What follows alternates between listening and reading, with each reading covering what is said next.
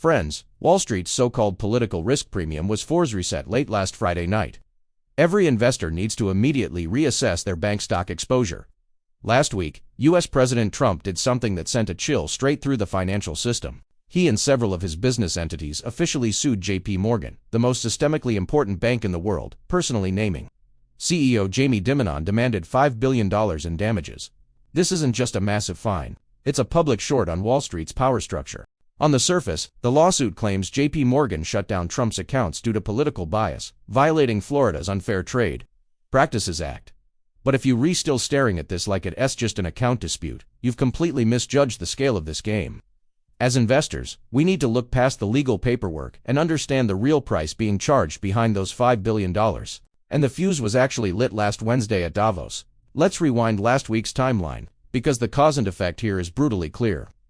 Last Wednesday, Jamie Dimon warned global media at Davos that Trump's proposed credit card interest cap would cause an economic disaster, slashing credit availability and hurting 80% of Americans. By Friday, the lawsuit landed in a Miami courtroom. That's what you call instant settlement. Trump was sending a message with that $5 billion to Goldman Sachs, and every Wall Street giant still sitting on the fence. If you want to enjoy the deregulation dividend in 2026, you'd better pay an expensive loyalty tax first. This single event shattered a core market illusion. Until then, Wall Street broadly believed Trump's return meant a golden age for bank stocks, the end of Basel III, looser M&A rules.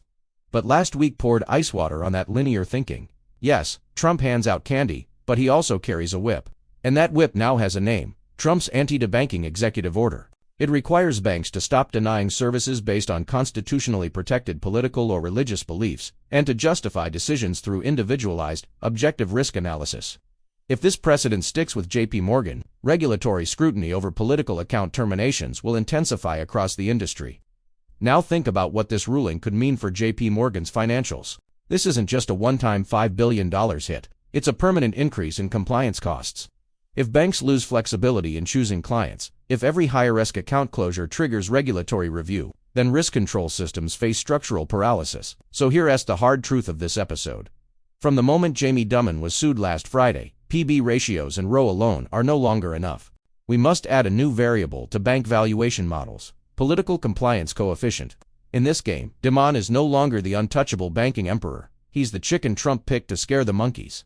And that $5 billion, it's likely just the first bill Wall Street is paying for years of political posturing. Because this isn't merely a $5 billion business dispute.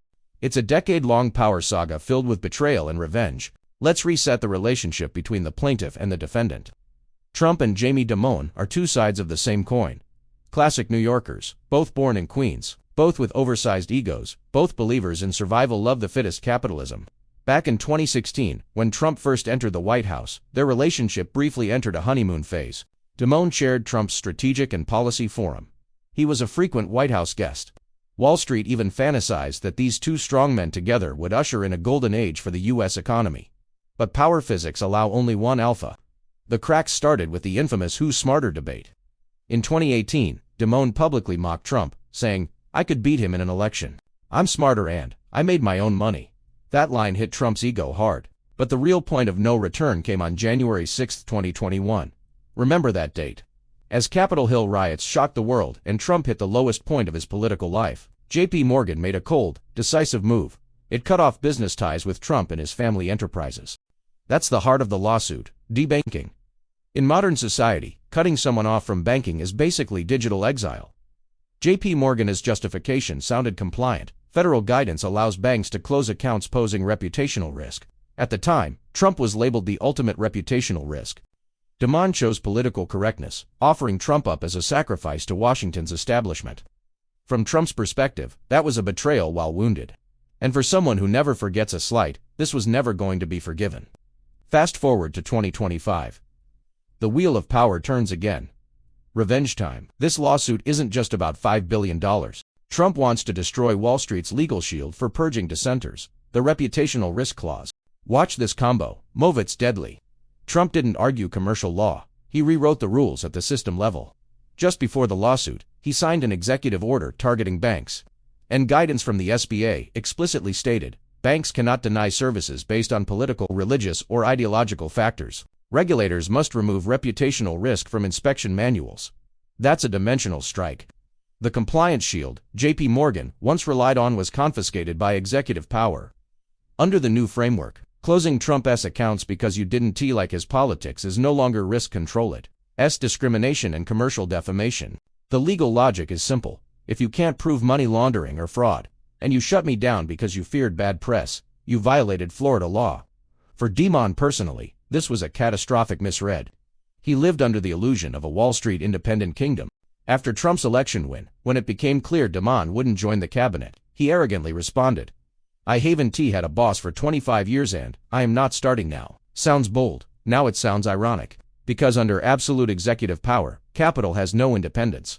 Trump is making the point clear. You may not have a boss, but you have regulators, enforcers, and a president who can strip you layer by layer through compliance. Now Dimon is trapped. Fight-heightened internal emails, meeting notes, private mockery of Trump all get exposed. Settle and kneel publicly while paying a massive toll. For someone as proud as Dimon, losing money hurts less than losing face. So this isn't just debanking versus anti-debanking. It's the White House reclaiming life and death authority over Wall Street. JPMorgan, the crown jewel of us finance, is now roasting over an open flame. And that fire is spreading. Think back over the past decade. Whenever the White House rolled out aggressive economic policy, how did Wall Street respond? Goldman's CEO debating on CNBC. BlackRock's Larry Fink issuing ESG manifestos. Chief economists releasing sharp opposition reports. Wall Street used to be loud, defiant, independent, but last week nothing.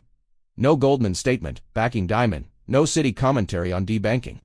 Barely a signed analyst note on Bloomberg daring to assess the long-term impact on banking independence. It was like someone hit mute. That silence isn't apathy, it's fear. Everyone just signed an invisible gag order. And how is this enforced without paper? Internally, first risk logic has mutated.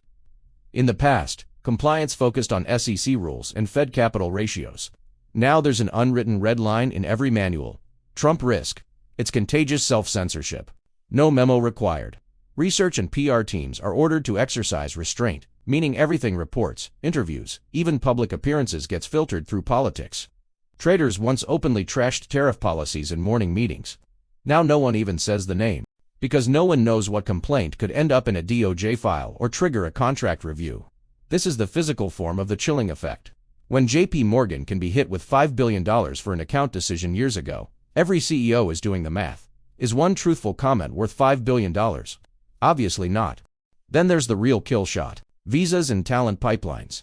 Wall Street runs on global talent. H-1B holders, quants engineers. Under America First, immigration power sits squarely with the White House. That creates asymmetric deterrence. Angry analyst gives delayed H-1B approvals. Overseas exec gives visa stuck cross-border. Business gives license review. Collective punishment, no threats needed, just gravity. To protect talent and licenses, leadership has one choice: control the mouths. And beneath fear lies greed. Wall Street isn't silent just to avoid punishment. Tit wants the upside. Trump is the most deregulation-friendly president in history.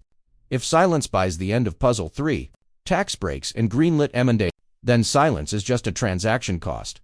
So here's the irony of early 2026. The man stands alone in court defending independence, while everyone else quietly enjoys the safety of compliance. That silence is reshaping market information. Analyst reports, CEO interviews, financial news, all discounted. In this era where politics beats economics, analysts are no longer watchmen.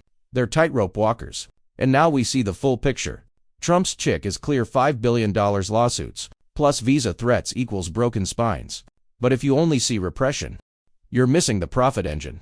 Because while swinging the stick, Trump also threw out an irresistible super carrot: deregulation.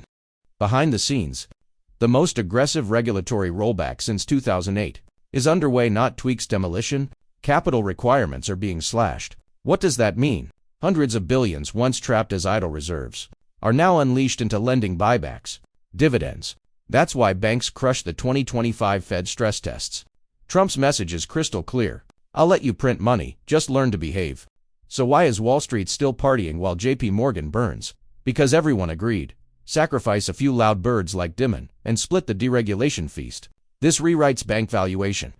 In 2026, a new variable dominates: political obedience. K-shaped split, top, silent banks, low-profile CEOs, tight compliance, political safety. Premium valuations, bottom. Independent CEOs, loudmouths, legal costs, regulatory harassment, Dimon's leadership aura. Now a liability. Obey and profit.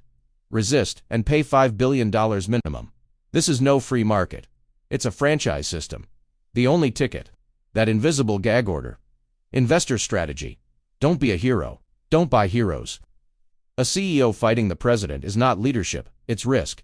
Go long the silent winners. Mid-tier banks quietly ramping buybacks after Dimon's lawsuit. Watch the CEO's mouth. Evasive language on earnings calls is now a buy signal. It means political re-education is complete. Markets don't care about justice, they discover prices. When kneeling becomes the path to excess returns, kneeling form becomes a core competency. JPMorgan's $5 billion isn't a fine, it's the funeral bell for the old era. The age when Wall Street could rival the White House is over. From now on, there's only one color, the color of power. Follow Ultra Bull Macro in this noisy illusion-filled 2026. I'll help you strip away politics and see capital for what it really is. Rules changed, so we adapt and earn the obedience premium. See you next time.